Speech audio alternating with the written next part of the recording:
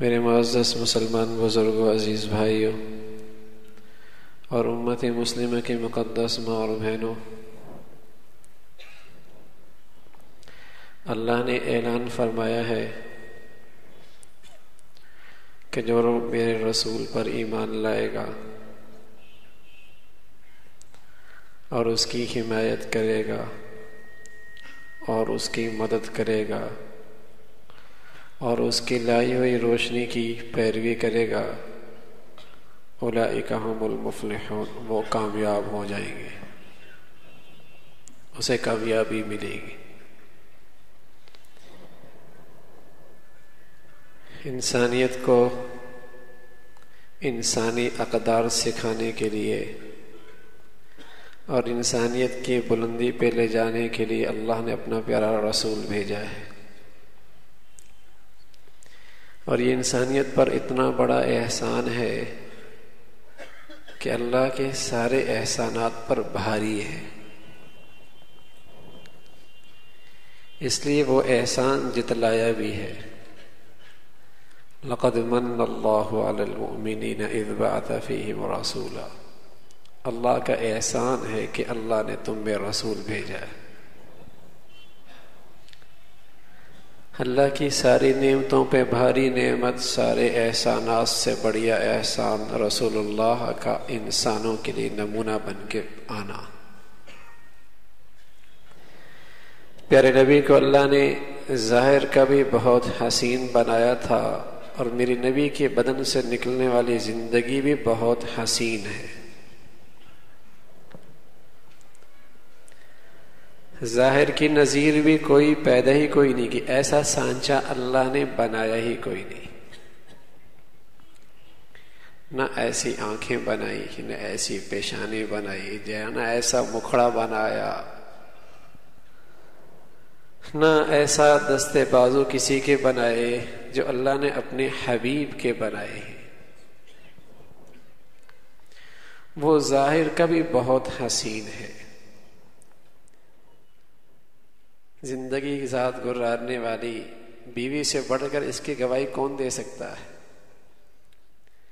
اما عائشہ صدیقہ رضی اللہ تعالیٰ فرمایا کرتی تھی کہ اللہ نے ساری حسن کا دو حصوں میں تقسیم کیا، آدھا حسن ساری دنیا میں تقسیم کیا، آدھا حسن یوسف علیہ السلام کو دیا، اور وہ آدھا حسن بھی ایسا تھا کہ دیکھنے والیاں مبہوت سی ہو گئیں اور کہنے لگی قلنا حاشا للہ ما ھذا بشرا ان ھذا الا ملک کریم، یہ تو کوئی بشر نہیں ہے، بڑا ہی معزز فرشتہ ہے۔ اور ایسی کھو گئی کہ ہوش نہیں رہا، وقطعن ایدیہن، پھلوں کے کاٹنے کے بجائے انگلیاں کاٹ بیٹھی۔ کہنا آسان ہے، لیکن اس حسن کا اندازہ شاید ہم نہ کر سکیں۔ قرآن نے جس کا تذکرہ کر دیا کہ وقطعن ایدیہن، اس حسن میں ایسی کھو گئی، انہیں اپنا ہوش ہی نہیں رہا کیا کاٹنا ہے اور کیا کاٹ بیٹھی۔ انگلیوں کے کٹنے کا درد کا بھی پتہ کوئی نہیں چلا، جب ہاتھوں سے خون کے فوارے نکلے نا تب ہوش آیا، یہ کیا ہو گیا؟ وقطعن ایدیہن۔ تو حضور کی یہ رفیقہ حیات کہا کرتی کہ یہ حسن تقسیم ہوا، آدھا ساری دنیا کو مالا، آدھا حضرت یوسف کو ملا علیہ السلام، اور اس سب کا مجموعہ محمد الرسول اللہ کو ملا۔ کتنے حسین ہوں گے! لیکن اس حسن میں بھی عجیب جاذبیت تھی، آنے والا آپ کی زندگی میں ایسا رنگ گیا اور ایسا ہوش میں آیا کہ آپ کے لیے گردنیں کٹوا دی۔ تو ظاہر کا بھی بڑا حسین محمد الرسول اللہ، ایسا حسین اللہ نے پیدا ہی کوئی نہیں کیا۔ اور میرے نبی کے بدن سے نکلنے والی زندگی بھی بہت خوبصورت، بہت حسین، انسانی زندگی کے لیے اس سے بہتر زندگی ہے ہی بھی کوئی نہیں۔ انسانی معاشرہ اگر انسانیت کے عروج دیکھنا چاہے تو نبی کی زندگی دیکھنی پڑے گی، اس لیے کہ انسانیت کی بلندیوں پر نبی کی زندگی ہے۔ کوئی انسانی سوسائٹی، کوئی انسانی معاشرہ نبی کی زندگی کو نظر انداز کرے اور کہے کہ انسانیت ترقی کر گئی، اس معاشرے میں انسانیت نہیں ترقی کر سکتی، جانور ترقی کر سکتا ہے، حیوان ترقی کر سکتا ہے، درندے ترقی کر سکتے ہیں۔ ہاں، یہ چیزیں ترقی کر، انسانی اقدار ترقی کر لگ جائے، انسانی سوسائٹی ترقی کر جائے، یہ میرے نبی کی زندگی کے بغیر ممکن ہی نہیں ہے۔ جن نادانوں کو کسی غیر کی زندگی بڑی خوشنما لگتی ہے، ذرا بیچ میں جا کے دیکھیے، اندازہ ہوگا ان کی زندگیاں خامیوں سے بھری پڑی ہے۔ جب نبی کی زندگی نہیں تو وہاں حسن ہو ہی نہیں سکتا۔ دیکھ لو اس معاشرے کے ماں باپ کی زندگی، دیکھ لو وہاں بیٹی اور ماں کی زندگی، دیکھ لو وہاں بیٹے اور باپ کی زندگی، دیکھ لو وہاں میاں بیوی کی زندگی، دیکھ لو وہاں خاندانوں کی بکھری زندگی۔ بلکہ دور نہ جائیے، اپنے ارد گرد جائزہ لیجئے، اپنے ارد گرد بھی جائزہ لیجئے کہ جن گھروں سے میری نبی کی زندگی نکل چکی ہے، وہاں بیٹا نیٹ پہ گندگی دیکھنا تو برداشت کرتا ہے، اپنی ماں کے ساتھ بیٹھنا برداشت نہیں کرتا۔ وہاں لڑکی بیہودہ بچیوں کے ساتھ بیٹھ کر گھنٹوں بات کرنا تو اسے برداشت ہے، اپنی ماں سے پیارے بول نہیں بول سکتی۔ ہاں، جب حسین زندگی گھروں سے نکلے گی، نئی نسل سے نکلے گی، تو یقین جانے بس اوقات نظر آتا ہے کہ ان کے اندر انسانی قدریں ختم ہو گئی، انسانی قدریں ختم ہو گئی ہیں۔ جیسے ہر وقت جانور کھانے کی سوچتا ہے، اسے سوچتی ہے، یا شہوت پورا کرنے کی سوچتی ہے، آج یہ انسان نما حیوان بھی جب نبی کی زندگی سے محروم ہوتا ہے تو اس کی پوری زندگی ان دو چیزوں کے گرد گھومتی ہے، بس پیٹ اور شہوت، اور ان دونوں چیزوں کے پیچھے ایسا اندھا ہوتا ہے، اسے نہ رشتوں کا لحاظ ہوتا ہے، نہ ماں باپ کا لحاظ ہوتا ہے، نہ انسانی قدریں اس کے آنکھوں کے سامنے کچھ حیا پیدا کرتی ہے، سب پامال ہوتی ہے۔ تو میرے نبی کی حسین زندگی ہے انسانوں کے لیے، حسین زندگی۔ جب اللہ خوبصورت زندگی دینا چاہتا تھا تو اس کے لیے سانچہ بھی بڑا خوبصورت بنایا ہے نا۔ جب اللہ انسانیت کے لیے کمال والی زندگی دینا چاہتا تو وہ ظاہری سانچہ بھی بہت با کمال بنایا ہے، تاکہ اس سے نکلنے والا اس کی بنائی ہوئی مصنوعات بہت شاندار ہوں۔ تو ایسی خوبصورت زندگی ملی ہے انسانیت کو۔ میرے حدیث میں حدیث کی کتاب ہے، میں نے سوچا کہ اپنی نبی کی وہ حسین زندگی کا تھوڑا سا منظر جو حضرات صحابہ نے دیکھا اور امت کو بتایا، کچھ بتا دوں، اندازہ ہوگا کتنی حسین زندگی ہے۔ بدقسمتی سے جہاں ہم پڑھتے ہیں، جہاں ہم سنتے ہیں، جہاں ہم پڑھتے ہیں، جہاں ہم سنتے ہیں، جہاں ہم دیکھتے ہیں، وہاں کچھ اور لوگ آئیڈیل ہیں، کوئی اور ہیرو ہیں، کسی اور چیز، کسی اور شخصیات کی عظمت دلوں میں بٹھائی جاتی ہے۔ اس لیے تبھی تو میرے نبی کی زندگی بس اوقات آج کے مسلمان نوجوان نسل کے لیے باعث آر بنتی ہے۔ نبی کی زندگی اپناتی اسے شرم آتی ہے، وہ بیچارہ پڑھتا ہی کسی اور کو ہے، کسی اور کی زندگیوں کی عظمت اس کے دلوں میں بٹھائی جاتی ہے۔ پہلے عظمت آتی ہے نا، پہلے محبت آتی ہے، پھر جسم پہ اس کی شٹ آتی ہے، پھر اس جیسے بال بناتے ہیں۔ کوئی چاہے کسی کمینے آدمی کی جیسے اپنے بال بنا لے؟ کسی ذلیل آدمی کا لباس تو کوئی نہیں پہنتا۔ پہلے ان کی عظمت آتی ہے، پہلے اس کی محبت آتی ہے، پھر اس کا رنگ ڈھنگ بھی آتا ہے۔ غیروں کی ثقافت، معاشرت، رہن سہن کے طریقے ایسے نہیں آئے، پہلے ان کی عظمت بٹھائی گئی کہ یہ عظیم لوگ ہیں، دنیا کے، یہ دنیا کے کامیاب لوگ ہیں، یہ دنیا کے کامیاب لوگ ہیں، یہ دنیا کے بڑے لوگ گزرے ہیں، پہلے ان کی عظمت بٹھائی گئی، پھر جو انہوں نے پہنا وہ میری نسل نے پہن لیا، جو انہوں نے دیکھا میری نسل وہی دیکھنے لگ گئی، جو انہوں نے بولا ان کی زبانوں پہ وہی آنے لگا، جو انہوں نے اپنے گھروں میں رکھا اس نسل کے گھروں میں وہی آنے لگا، جو انہوں نے اپنی خوشیوں میں کیا وہی اس کی خوشیوں میں ہونے لگا۔ ہاں، تو پہلے عظمت محبت بٹھائی، پھر اس کے جسم پہ اس نے حکمرانی کر لی، پھر اس کا سراپا وہ بنا جو اس نے چاہا۔ تو نبی کی زندگی آج جہاں ہماری نسل رہ رہی ہے وہاں عظمت کوئی نہیں، نبی کی زندگی کوئی نہیں۔ تو حضرت حسن رضی اللہ تعالیٰ عنہ فرمانے لگے، میں نے ایک مرتبہ اپنے ماموں سے کہا، ہند ابن حالہ سے، ہند ابن ابی حالہ، کیا ماموں جان مجھے کچھ نبی علیہ الصلوۃ والسلام کی زندگی کے بارے میں تو بتائیے، پہلے یہ بتائیے کہ حضور علیہ الصلوۃ والسلام کا انداز گفتگو کیا تھا، صف لی منطقہ، ان کا انداز گفتگو کیا تھا؟ قال كان رسول الله صلی اللہ علیہ وسلم متواصل الاحزان دائم الفکرہ لیست له راحہ۔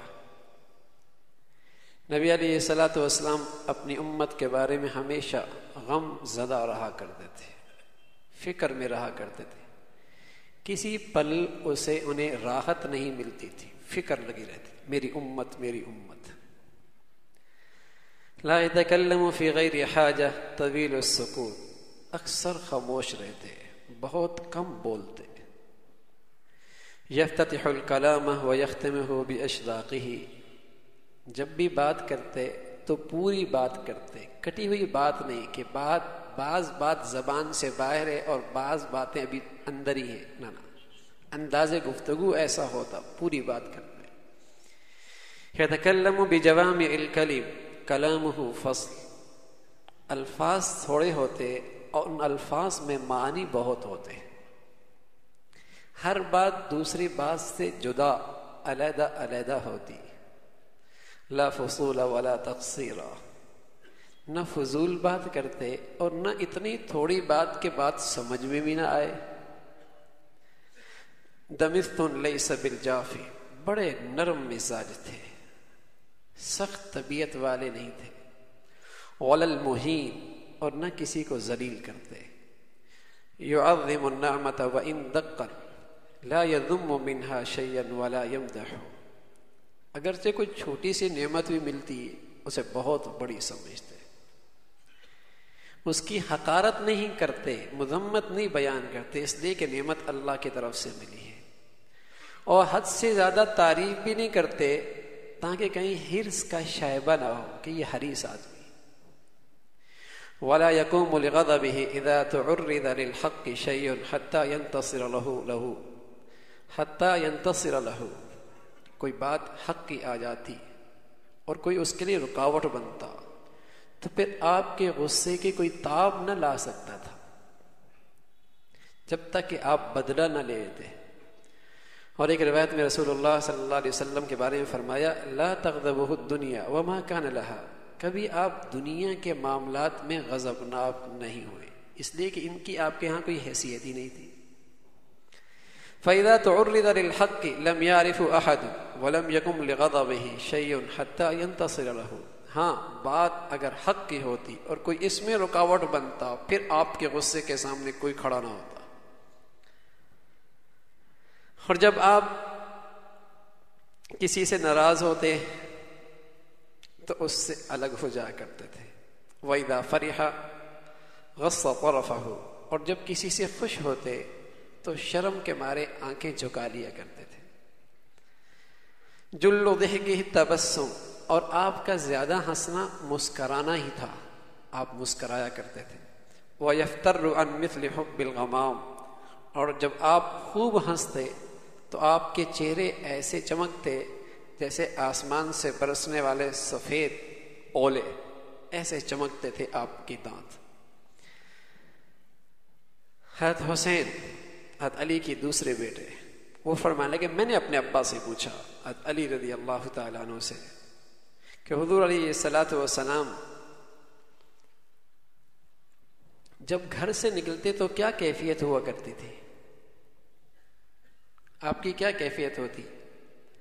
فرمایا کان رسول اللہ صلی اللہ علیہ وسلم یحزن لسانہ الا بما یعنی، پھر نبی اپنی زبان کو روک کے رکھتے، بلا ضرورت بات نہیں کرتے تھے۔ وَيُؤَلِّفُهُمْ وَلَا يُنَفِّرُهُمْ، اور بات بھی ایسے کرتے کہ دوسروں کو اپنے سے مانوس کرتے، کسی کو اپنے سے متنفر نہیں کرتے۔ ایسا انداز گفتگو یا ایسی باتوں کا تذکرہ جس سے لوگ اور متنفر ہو جائیں، ان کا تذکرہ نہیں کرتے۔ وَيُكْرِمُ كَرِيمَ كُلِّ قَوْمٍ وَيُوَلِّيهِ عَلَيْهِ، اور ہر قوم کے معزز آدمی کا استقبال کرتے اور پھر اسی کو ان کا سردار بنا دیا کرتے۔ وَيُحَذِّرُ النَّاسَ وَيَحْتَرِسُ مِنْهُمْ مِنْ غَيْرِ أَنْ يَطْوِيَ عَنْ أَحَدٍ مِّنْهُمْ بِشْرَهُ وَلَا خُلُقَهُ، ہر ایک کو ڈراتے کہ دوسروں کو تکلیف نہ دینا، یہ اللہ کی نافرمانی نہ کرنا، اور خود بھی ایسے رہتے کہ دوسروں سے آپ کو تکلیف نہ ہو، لیکن آپ کی چہرے کی بشاشت اور آپ کی نرم مزاجی سب کے لیے ہوا کرتی۔ اور پھر آپ علیہ الصلوۃ والسلام اپنے ساتھیوں کے بارے میں پوچھا کرتے کون کہاں ہے۔ وَيُحَسِّنُ الْحَسَنَ وَيُقَوِّيهِ، کوئی اچھی بات ان کی زندگی میں دیکھتے اس کی تحسین فرماتے اور اس کی ہمت بڑھاتے۔ وَيُقَبِّحُ الْقَبِيحَ وَيُوَحِّيهِ، اور کوئی بری بات دیکھتے تو اسے مٹا دیا کرتے تھے، اس سے روک دیا کرتے تھے۔ معتدل الامر، ہر معاملے میں اعتدال میانہ روی اختیار کرتے تھے۔ لا یغفل مخافت ان یغفلوا او یمیلوا، آپ علیہ الصلوۃ والسلام اپنے ساتھیوں سے غافل نہیں ہوتے، کہیں ایسا نہ ہو کوئی غفلت میں پڑ جائے یا دین سے ہٹ جائے۔ لکل حال عنده عتاد، آپ علیہ الصلوۃ والسلام کے لیے ہر کام کے لیے ایک نظام تھا، ہر کام کے لیے ایک ضابطہ تھا۔ ولا يقصر عن الحق ولا يجوزه، نہ تو آپ علیہ الصلوۃ والسلام حق میں کوئی کوتاہی کرتے اور نہ اس میں تجاوز کرتے۔ پھر آپ علیہ الصلوۃ والسلام کے پاس جو لوگ ہوتے، الذین یلونہ من الناس خیارهم، آپ کے پاس جو لوگ ہوتے وہ آپ دھرتی کے بہترین لوگ ہوتے۔ افضلهم عنده اعمهم نصیحہ، ان میں آپ کے یہاں سب سے معزز وہ ہوتا جو سب کے لیے خیر خواہی کرنے والا ہوتا۔ وآدمهم عندهم منزلة احسنهم مواسطة وموازرة، اور آپ کے یہاں مرتبے میں وہ شخص بڑا بلند ہوتا جس کے اندر ہمدردی زیادہ ہوتی اور لوگوں کے حق میں اس کے اندر خیر خواہی زیادہ ہوتی، وہ آپ کے یہاں بھی مرتبے میں بہت آگے ہوتا۔ تو حضرت علی کا یہ بیٹے حضرت حسین کہنے لگے رضی اللہ تعالیٰ عنہ کہ ابا جان، حضور علیہ الصلوۃ والسلام کی مجلس کیسے ہوتی تھی، کیسے آپ کے نشست و برخاست؟ فرمایا کان رسول اللہ صلی اللہ علیہ وسلم لا یجلس ولا یقوم الا علی ذکر، جب بھی اٹھتے بیٹھتے تو آپ کی زبان پہ اللہ کی یاد ہوتی۔ ولا یوطن اماکن، اور آپ اپنے لیے جگہ مقرر نہیں کیا کرتے تھے، بلکہ مقرر کرنے سے بھی منع کرتے، بلکہ جہاں جگہ مل جاتی بیٹھ جایا کرتے تھے۔ وَيَأْمُرُ بِذَلِكَ يُعْطِي كُلَّ جُلَسَائِهِ نَصِيبَهُ، اور ہر ایک سے کہتے کہ وہ اپنی اپنی جگہ پہ جہاں اسے جگہ ملے وہاں بیٹھ جائے۔ پھر آپ پوری مجلس کو، ہر ایک کو اس کی بات کا اور چہرے کی بشاشت کا پورا حق دیتے، اور مجلس کا ہر آدمی یوں سمجھتا کہ آپ مجھ سے زیادہ محبت کر رہے ہیں۔ جب آپ کسی سے ملتے اور کسی سے بات کرتے تو جب تک وہ نہ ہٹتا، وہ نہ اٹھتا، تو آپ بھی اس کے لیے بیٹھے رہتے، کھڑے رہتے، اور جب آپ سے کوئی سوال کرتا، آپ کے پاس چیز ہوتی تو دے دیتے، نہیں ہوتی تو اچھی طریقے سے منع کر دیتے۔ پھر آپ کی چہرے کی بشاشت اور خوش اخلاقی سب کے لیے ہوا کرتی۔ فصار لہم ابن، آپ دنیا والوں کے لیے ایسے تھے جیسے کہ باپ کا ایک سایہ ہوتا ہے، ایسی شفقت اور ایسا پیار آپ کا تھا۔ وصاروا عنده في الحق سواء، لیکن حق کے معاملے میں سب برابر ہوتے، جب کوئی حق بات کہنی ہوتی سب کو یکساں کہتے۔ آپ کی مجلس حلم کی، بردباری کی، حیا کی، صبر کی، امانت کی مجلس ہوتی۔ آپ کی مجلس میں حلم ہوتا، بردباری ہوتی، حیا کی باتیں ہوتی، صبر ہوتا، اور آپ کی ہر بات وہاں امانت والی ہوتی. لا ترفع فی الاصوات، اس میں شور شغف نہیں ہوتا، اور اس کے اندر کسی کی عزت پامال نہیں ہوتی، اور اگر کسی سے غلطی ہو بھی جائے تو اسے باہر پھیلایا نہیں جاتا، سب اس مجلس میں برابر ہوتے، کسی کو حسب نسب کے لحاظ سے امتیاز حاصل نہ ہوتا. یتفاضلون فیہ بالتقوی، ہاں جو جتنا بڑا متقی ہوتا وہ اتنا زیادہ معزز ہوتا. متواضعین، سب میں عاجزی ہوتی، وہاں بڑوں کا اکرام ہوتا، چھوٹوں پہ رحم ہوتا، اور حاجت والے کو آگے کیا جاتا، اور اجنبی شخص کا خیال رکھا جاتا. کہنے لگا یا رسول اللہ، حسن حسین کہنے لگے ابا یہ بتائیے کہ حضور علیہ الصلوۃ والسلام اپنے ساتھیوں میں کیسے بیٹھا کرتے تھے؟ فرمایا کان رسول اللہ صلی اللہ علیہ وسلم دائم البشر سہل الخلق، ہمیشہ آپ کے چہرے پہ بشاشت، مسکراہٹ ہوا کرتی تھی، اور اچھے اخلاق سے، نرم دل سے اور نرم زبان سے بات کرتے. ولا سخاب ولا فحاش ولا ایاب ولا مزاح، نہ تو آپ چیخ کے بولتے، نہ کسی کی عیب بیان کرتے، نہ کسی کے عیب تلاش کرتے، نہ بہت زیادہ مزاح کرتے. اور کوئی بات اگر آپ کو ناپسند ہوتی تو آپ تغافل کرتے، جیسے کہ سنی ہی نہیں، جیسے کہ سنی ہی نہیں. پھر آپ علیہ الصلوۃ والسلام کے بارے میں فرمایا کہ آپ نے اپنے آپ کو 3 چیزوں سے بچا رکھا تھا. ایک فرمایا المراء والاکثار وما لا یعنی، جھگڑے سے اپنے آپ کو دور رکھا ہوا تھا، بہت زیادہ گفتگو سے اپنے آپ کو دور رکھا تھا، لا یعنی باتوں سے اپنے آپ کو دور رکھا تھا. وترک الناس من 3، اور 3 چیزوں سے لوگوں کو بچا رکھا تھا. فرمایا کان لا یذم احد، ایک تو کسی کی مذمت نہیں کرتے تھے، ولا یعجرہ، اور کسی کو عار نہیں دلایا کرتے تھے، ولا یطلب عورتہ، اور نہ کسی کے عیب بیان کیا کرتے تھے، اور نہ کسی کے عیب سنا کرتے تھے. اور فرمایا بات وہی کرتے جس کے اندر ثواب کی امید ہوتی. اذا تکلم اطرق جلساءہ، اور جب آپ بات کرتے تو لوگ ایسے سنتے جیسے کہ ان کے سروں پہ پرندے بیٹھے، ایسے. اور جب آپ بات کر رہے ہوتے سارا مجمع خاموش ہوتا، اور اگر انہیں کچھ بات کہنی ہوتی تو تب جب آپ خاموش ہو چکے ہوتے. ولا يتنازعون عنده، اور آپ کی موجودگی میں وہ آپس میں الجھتے نہیں. یضحک مما یضحکون منہ ویتعجب مما یتعجبون منہ، اور معاشرت محفل میں بیٹھ کر آپ بھی محفل والوں کے احوال کے ساتھ شریک ہوتے، وہ ہنستے تو آپ بھی مسکراتے، وہ کسی بات پہ تعجب کرتے تو آپ بھی تعجب کا اظہار کرتے.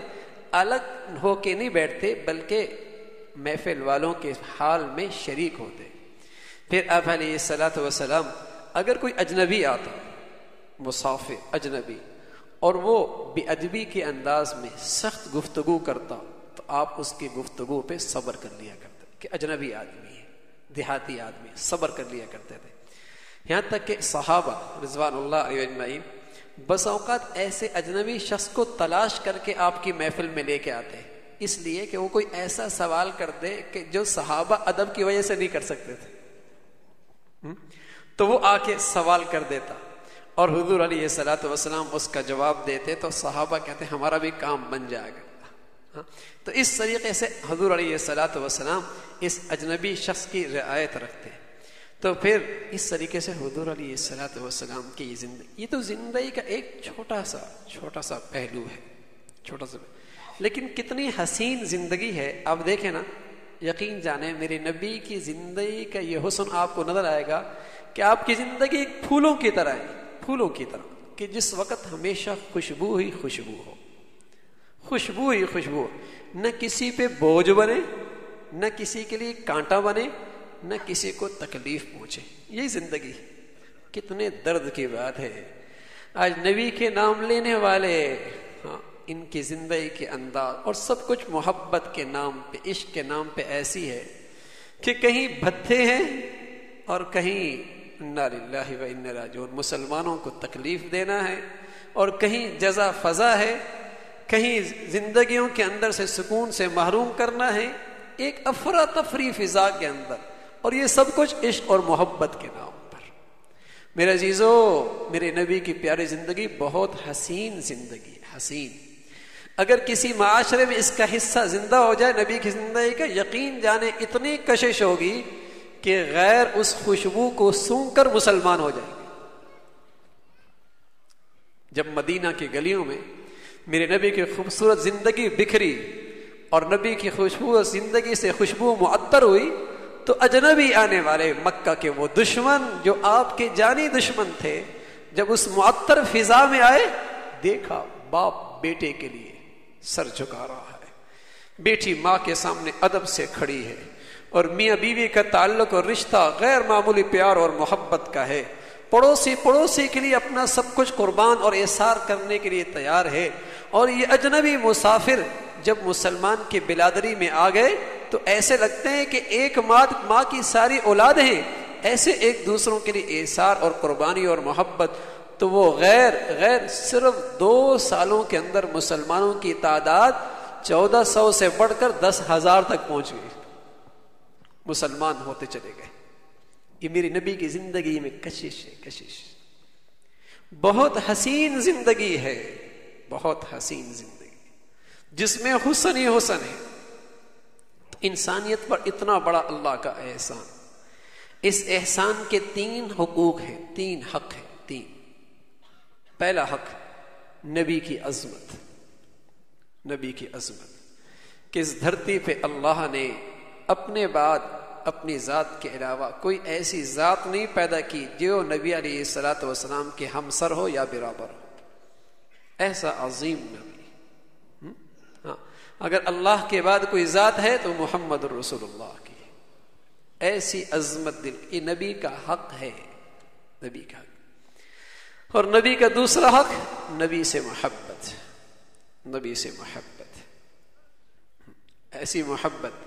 نبی علیہ الصلوۃ والسلام فرمایا کرتے ہیں لا یؤمن احدکم حتی احب الیہ، لا یؤمن احدکم حتی احب الیہ، حتی احب الیہ من والدہ وولدہ والناس اجمعین۔ ارے بھائی، وہ مومن ہی کوئی نہیں، وہ مومن ہی کوئی نہیں جس کے ہاں میری محبت اس کے گھر، اس کے اولاد، اس کے سب چیزوں سے زیادہ نہ ہو جائے۔ حضرات صحابہ رضوان اللہ اجمعین سچے لوگ تھے، بڑے سچے، بہت سچے۔ حضرت عمر رضی اللہ تعالیٰ عنہ خدمت میں آئے، کہا یا رسول اللہ، میں نے اپنے دل سے پوچھا کہ آپ کی محبت میرے دل میں کیا ہے، تو اس سے بھی زیادہ، اس سے بھی زیادہ، اس سے بھی زیادہ۔ لیکن جب میں نے یہ سوچا کہ ایک چیز آپ کو لگے، ایک چیز مجھے لگے، درد کس کا زیادہ ہوگا، تو میں نے کہا مجھے اپنا درد زیادہ محسوس ہوگا، اپنا درد زیادہ محسوس ہوگا۔ مجھے لگتا ہے میری محبت میرے دل میں اپنی زیادہ ہے۔ حضور علیہ الصلوۃ والسلام نے فرمایا عمر کیا کہہ رہے ہو؟